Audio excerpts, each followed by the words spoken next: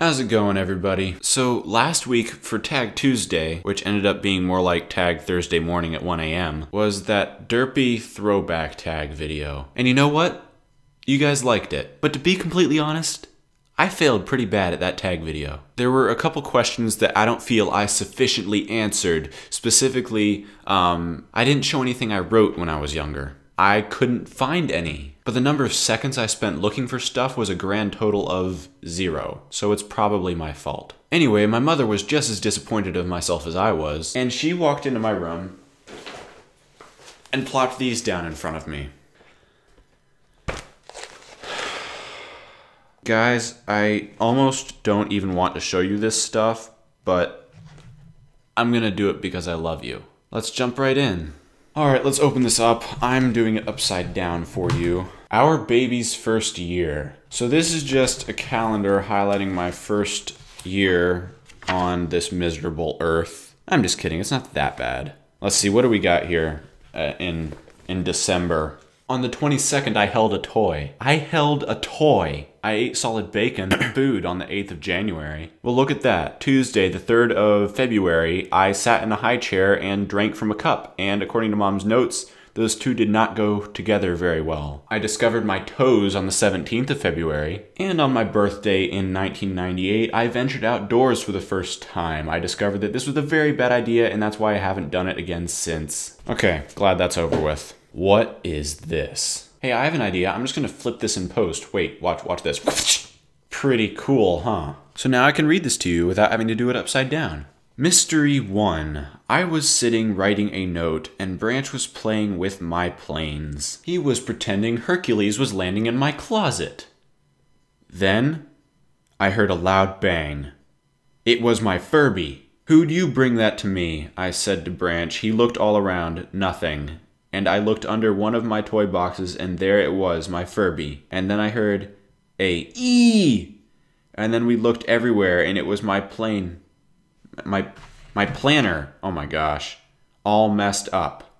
Yeah, my planner. I had one of these when I was younger. And apparently that's all from this story. I don't know, maybe we'll come across the rest of it at some point. From Sammy Walton. Dear Daddy, I love you. When will we go to the cabin? Well done, Gumshoe. My head is full of what right now? Question, what would you get if you crossed a Star Wars movie with tomato sauce? Jabba the Pizza Hut. Wow, listen to how hard I'm laughing. Oh my gosh. Are you guys ready for another masterpiece? Because this, my friends, is the armpit deodorant that cried stink bug. Once upon a time, there was a stick of armpit deodorant. He lived in the bathroom. He was very bored. It was because it was so quiet and all I could do was watch and make sure that all of the people's armpits smelled good. The only thing that disturbed the silence is a big, bad stink bug. One day the armpit deodorant thought of something to make excitement. Stink bug, stink bug. He called the Stink Bug Repellent Society and told them to come immediately. When they got there, he yelled, I was only playing a joke. The Stink Bug Repellent Society was very angry. A couple days later he did the same thing again. Stink bug, stink bug. He called the Stink Bug Repellent Society and told them to come immediately. But again, the stick of armpit deodorant yelled, I was only playing a joke. This time they were so mad they didn't even get out of their cars. They just did a U-turn and went back to base. The very next day, a stink bug did come, but this time the police did not believe him and the stink bug stunk up the whole bathroom. The end. It's beautiful. So apparently, yeah, that is my rendition to the story, The Boy Who Cried Wolf. The armpit deodorant that cried stink bug. Brilliant. Oh, this is something special. Sorry, Daddy only. To Daddy from Sammy. Look at that art. Daddy only. I'm sorry I hurt your feelings. Will you forgive me? Yes or no? I wish I could make it that day and change it. What is in here? An envelope. This must have been what was in the envelope. Come back right now and let me give you a hug. The illustrated version. Okay, check this out. The Walton Review for the week of January 19th, 2007. So I guess I started a family newspaper for like 1 week.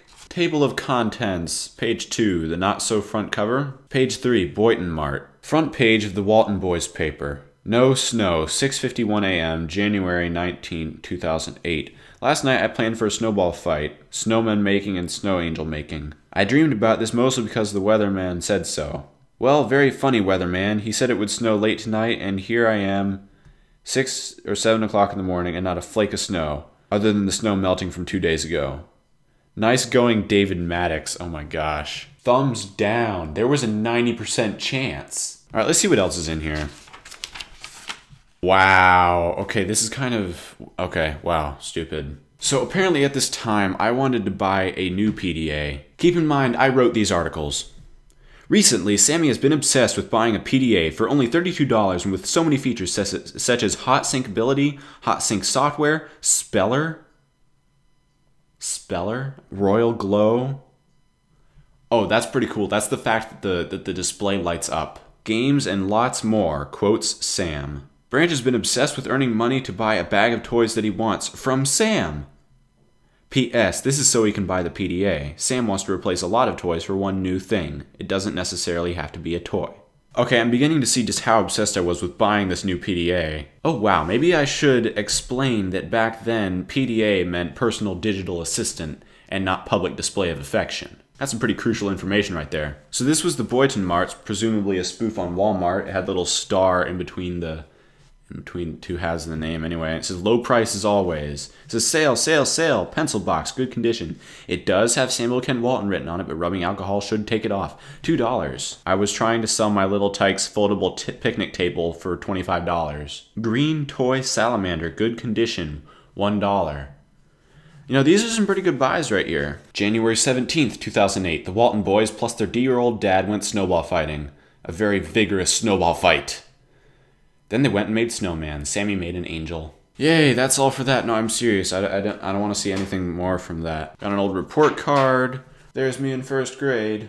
Oh yes, I graduated kindergarten. And this, my friends, is a classic work of art from Sam Walton. Mr. Baum, episode 2. I don't know where episode 1 went. Mr. Baum just moved into his home when his phone rang. He picked it up and said hello, and the person on the phone said, I have a question. Yes, what is it?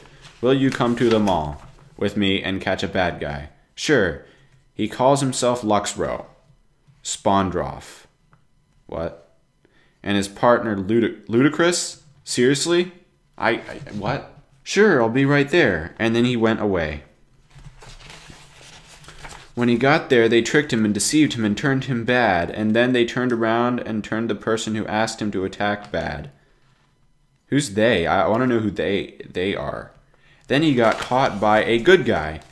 He put him in jail. He visited him one day and said, you said you would save the world. That was too much for him. As soon as he left, he turned good and broke out of jail. But the other guy who was turned bad was completely deceived. The end. What? This, my friends, was the beginning of my Photoshop days. This wasn't even Photoshop, but yeah. What? Oh, I know what this is. This is just a collection of pictures from 3rd grade. But I'm going to hold on to this, maybe use this at the end of the video. This is my card, my safety requirements for my whittling chip, that's what it's called. When you're in Cub Scouts, you get this when you're allowed to carry a knife. I will treat my pocket knife with the respect due to a useful tool. I will always close my pocket knife and put it away when not in use. I will not use my pocket knife when it might injure someone near me. I promise to never throw my pocket knife for any reason. I will use my pocket knife in a safe manner at all times.